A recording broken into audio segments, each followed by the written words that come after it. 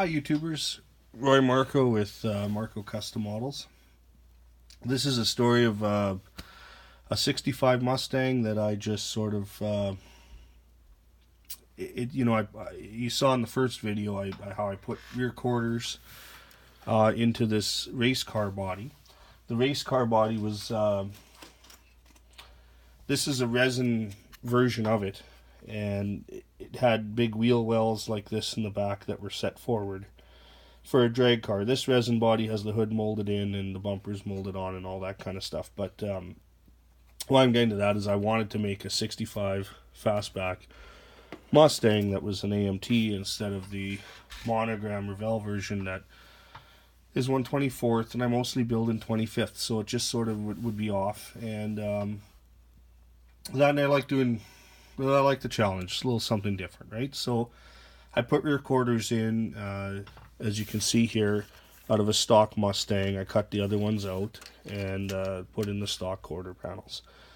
And then I just sort of did that, and the Mustang sat in the box, just sort of was, because it wasn't something that I had it in my mind. I wanted to do the body, and then I didn't have the rest of the kit to make it happen. So it's sort of one of those things that one day I come across a chassis or the pieces that I need, and then as I build it up, I'll have the kit that I want to build and envision. So what I'm making is a 65 Mustang GT350 Shelby, and it'll just have the decals along the side and no stripes. It's just going to be the white car with the stock steel wheels, silver wheels, just real plain looking. And so over Christmas I ended up finding a chassis out of a 68 Mustang model kit, which I have. I can show you what that looks like over here. It's a Shelby kit, and I have the whole kit, but I didn't want to take it apart just to use the chassis out of it. So I just happened to come across where somebody wasn't using the chassis and the interior tub, so I ended up with that. So I still need to get a dashboard and seats and other things, but that's okay. So I was able to throw together a chassis, and the rear end was really kind of nasty. Of course, I make my model steel axle. That's one of the things I do.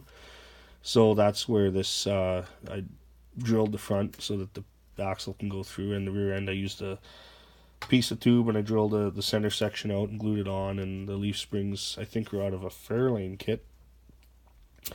And I had to add some detail here. This doesn't have the front radius arms and stuff in the kit, so I added that, made them out of styrene.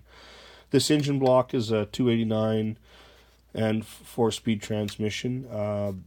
I think it's out of the 67 Mustang, and I didn't pull it out of a kit. I got one that was built, and I just cut it all apart and then glued it back together again. So one of the things I did on this car was the wheels. These are both a set of front wheels. The rear wheels are a little offset deeper on the kit that I got those out of. I think it's the Thunderbolt kit, and I ended up with a couple sets.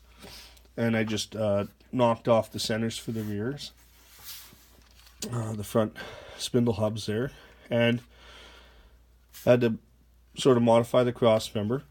And for the hood, this hood scoop is out of the Shelby 289 Cobra model, and but it's too narrow, so I had to cut a piece. I had to cut it in half and shorten it, and then I added a piece of styrene in the middle of it and sanded it out smooth. And I made some brass hood hinges, so the hood will be able to be on those brass hood hinges. So I'll just slide that off. I'll show you the underside. This hood has a lot of issues. I had to fill in some holes, and cut a hole for the hood scoop and sanded out, of course, the inside of the hood scoop, so it'll look nice when it's all painted. So the hood and the quarter panels I got, and the front valence and rear valence, come from the 65 or 6 Mustang sedan. And yeah, so that's that. Under the hood, what I did here was built some inner shock towers on that Mustang kit. I can show you. It has really kind of a, it's just wrong. This should actually have like inner panels, like, because it's unibody. But I still want the feel of the old kit. I don't want to sit there and make all the corrections. If I did that, I'd just start with a 67 chassis and use all the nice stuff that comes in that. And but yeah, this is just sort of, so I built some shock towers to kind of just emulate shock towers, and I'm relocating the brake master cylinder and adding one just because it was way off into the corner. It doesn't line up with the brake pedal at all, and it would just look a little bit better. So I'm just doing that, and that's all I'm doing for that. So let's put that away. Anyway, this is just sort of where I wasn't expecting to build this car right now, and it just, some pieces came to me and I got ambitious on it and got back to it. So it's almost ready for, just other than dash modifications and a few things, I'm ready to start getting some paint on it. But I wanted to show you in the raw form what it was like, so that you can see how it looks and all the work that went into it. Once you put paint on that, all that stuff goes away, and it could have come that way. You'd have no idea. One of the things I had to do was sand out the in the back quarter panel. There's a detail in there, like there's some like aluminum or chrome trim that would be on the Mustang. I had to sand all that off because it's not on the Shelby version. And I can pop out this too. I'll show you the chassis. So there's the body comes off there, firewall comes out, and then there's the chassis there. That's how the hood hinge goes through. There's this tub actually has these holes and these slots in the firewall, so that when you put the other hood in, it has like little plastic tabs that slide in there. But this is, I just made the hinges. They're just bent up brass, glued a tube in here. They will stay here. They'll get painted, primered, painted with the chassis. Since the chassis will go black and the interior will go black, I glued all this together in one piece to make a nice solid piece, so that when it fits in the body, fits well. And then the body, again, this is all done with the plastic magic glue over there.